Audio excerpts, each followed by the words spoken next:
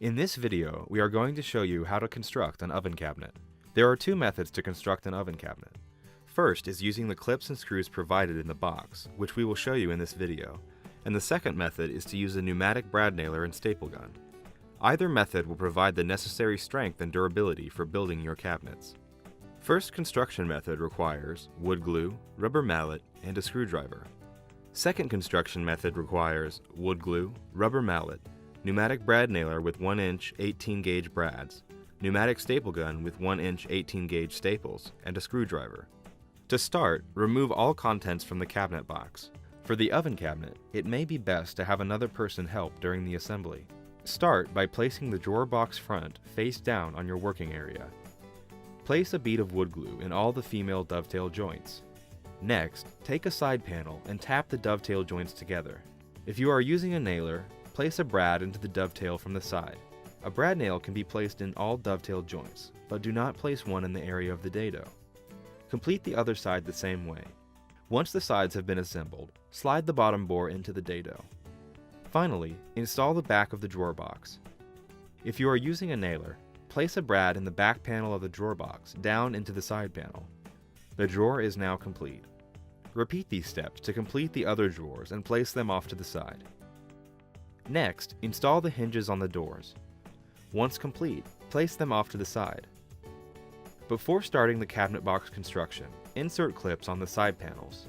The side panels have 3 locations for clips. After installing the side panel clips, place panels off to the side. Now, moving on to the cabinet construction, place the face frame of the cabinet face down on your working area. The cabinet face frame has pre-drilled dados on all 4 sides to attach the cabinet panels. Now, locate your clips and using the silver flush mount screws, attach them to the face frame in the designated areas. Then, place a bead of wood glue in the 4 grooves of the face frame. Next, place a side panel with stained or painted side out. Ensure the side panel is flush with the bottom of the face frame and that the dados align. Now, use the clips that you pre-installed to attach the side panel to the face frame. If you are using a pneumatic staple gun to fasten the 2 pieces together, place a staple every 4 to 5 inches. Continue on and complete the other side the same way. After the 2 sides are constructed, place the top and bottom panels in the dado between the 2 sides. Ensure the panels are seated into the face frame dado. Use the clips you installed earlier to fasten the panel to the face frame, but do not fasten to the side panels until the back panel is installed. If you are using a staple gun, fasten the bottom panel of the cabinet to the face frame. Continue on and construct the top panel the same way. An oven cabinet has a 3rd panel that is inserted into the upper middle of the cabinet. Install that panel as you completed the top and bottom panels, but only fasten the clip located on the face frame. To install the toe kick, mount the clips onto it. Then, fasten it to the sides with the clips.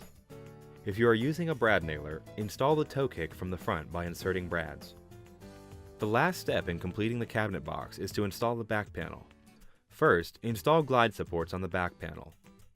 Place the back panel dado side up and install the glide supports. There will be pilot holes for the supports. To install the back panel, place it dado side down and insert it into the side panels. Once the panels are aligned, use the pre-installed clips to fasten them together. Locate the pilot holes on the back panel and use the black screws provided to mount the panel. If you are using a nailer, fasten the sides to the back panel by inserting brads into the side. With the cabinet on its back, install the doors. Extend the hinges to an open position and use the silver rounded screw to fasten the door to the face frame using the pilot holes. If the door is not square, use the adjustment screws to correct. Next, you will install the soft close mechanism by placing it onto the top hinge attached to the face frame. Make a full turn on the screw on the soft closed for completion. In the same location of the soft close, take the screw out of the hinge and reinstall the screw with riser attached. Now, stand the cabinet up to install the glides and drawers. Starting with the bottom drawer, take the glides and place them through the face frame and slide them into the back support. Flush the glide up with the front of the face frame and use one of the silver flush mount screws to fasten it. Now, extend the glides to install the drawer box. Make sure the back is locked into the hook and the sides are seated into the pin. Repeat these steps to install the other drawers. Next, place a bumper on all corners of the doors and drawers. Now, use the silver flush mount screws to finish mounting the last clips, located on the underside of the upper middle panel inside of the cabinet. You will notice another shelf board available along with 2 support boards. These pieces will not be installed until the oven is ready for installation. Now the cabinet is complete and ready for installation.